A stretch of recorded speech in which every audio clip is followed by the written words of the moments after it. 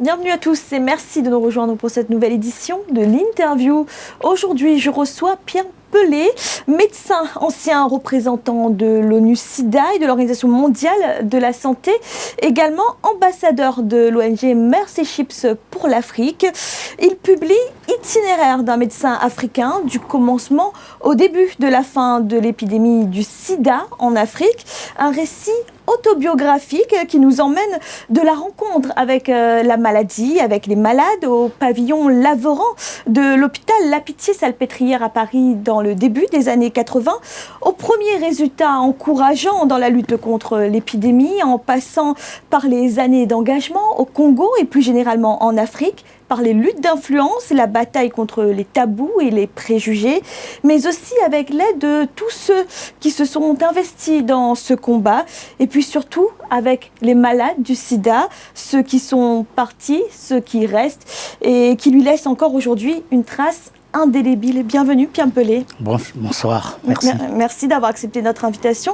Pierre Pelé, le sida s'est invité très tôt, on l'a dit dans votre carrière de médecin, dès vos premières années au pavillon Laveran, à l'hôpital La Pitié-Salpêtrière, jusqu'à cet ouvrage aujourd'hui. Est-ce dire que votre vie est liée presque dans sa quasi-entièreté à la lutte contre le VIH-Sida ? Oui, c'est bien ça, parce que je me retrouve dans le service du professeur Marc Gentilini à l'hôpital de la Salpêtrière, donc à Paris, dans les années 80. Je viens de terminer ma thèse de médecine et je veux faire ma spécialisation en santé publique, en médecine tropicale, maladies infectieuses. Et je m'occupe dans ce service de la lèpre. Une maladie honteuse aussi très importante, surtout en ce temps-là. Et j'ai toujours dit que nous étions comme la léproserie parisienne. Donc on s'occupait des Antillais, des Portugais du Sud, des Espagnols du Sud. Et dans les années 82-83, apparaît le sida, qui est décrit en 1981 aux États-Unis, et puis apparaît le sida.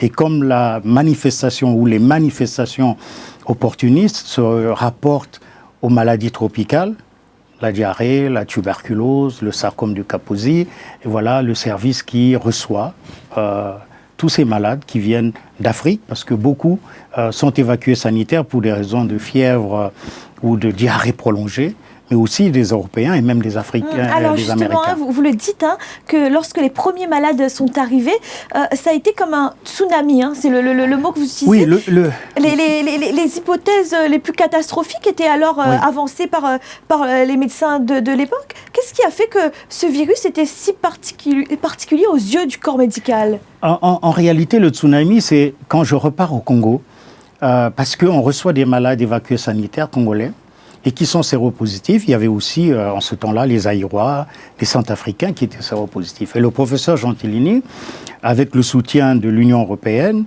veut envoyer quelqu'un sur le terrain pour comprendre un peu ce qui se passe. Parce que, vous savez, je veux revenir un tout petit peu en arrière, parce que c'était la maladie des 4H.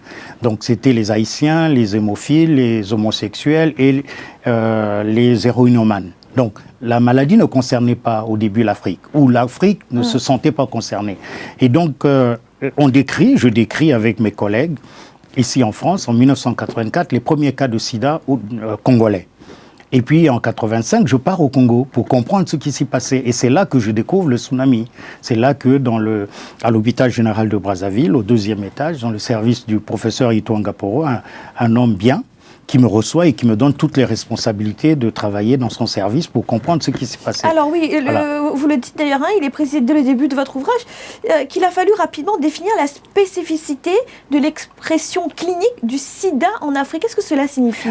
Parce qu'au départ, on avait comme 2 sidas, le sida européen ou américain qui se manifestait par une pneumopathie tout à fait particulière qui s'appelle la pneumocystose et aussi le sarcome de Kaposi. Paradoxalement, le sarcome de Kaposi avait été décrit en Afrique centrale en 1872. Et donc, mais on n'avait pas ces symptômes-là pour le sida en Afrique.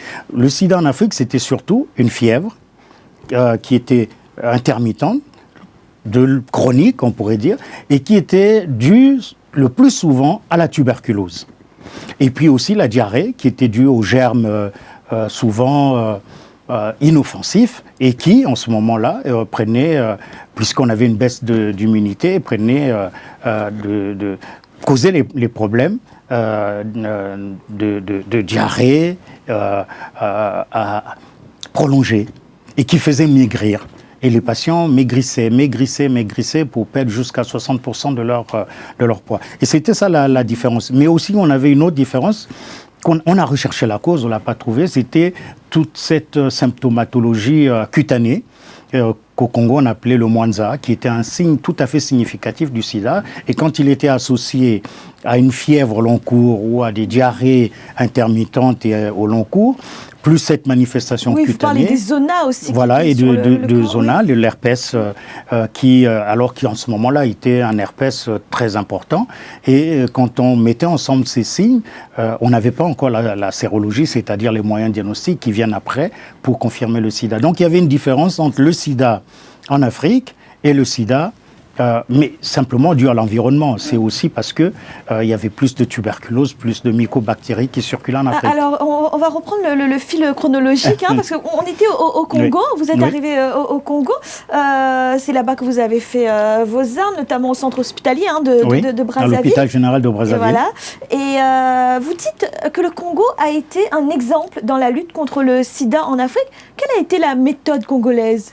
Bon, la méthode congolaise, c'est que moi j'arrive, je suis médecin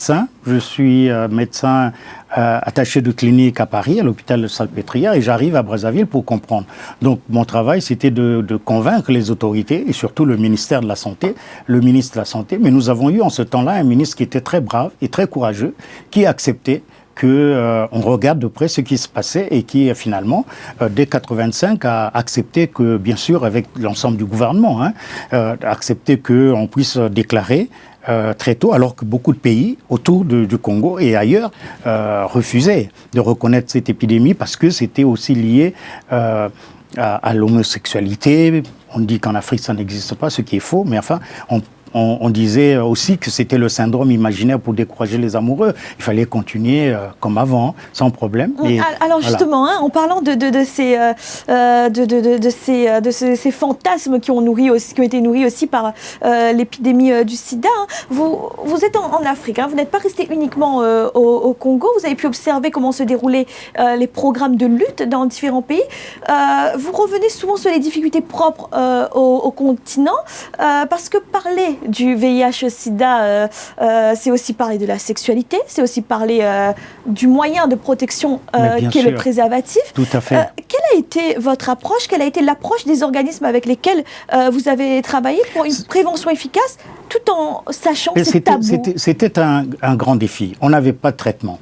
On avait quelques médicaments pour traiter les infections opportunistes. Mais on n'avait pas un traitement de fond comme aujourd'hui. On n'avait pas de vaccin. Donc il fallait prévenir. Et pour prévenir, le moyen le plus sûr, sécurisé, c'était l'utilisation du préservatif. J'ai visité toute l'Afrique, je suis passé de l'Est à l'Ouest, du Nord au Sud, je connais tous les programmes qui étaient en ce temps-là en train de répondre à cette épidémie.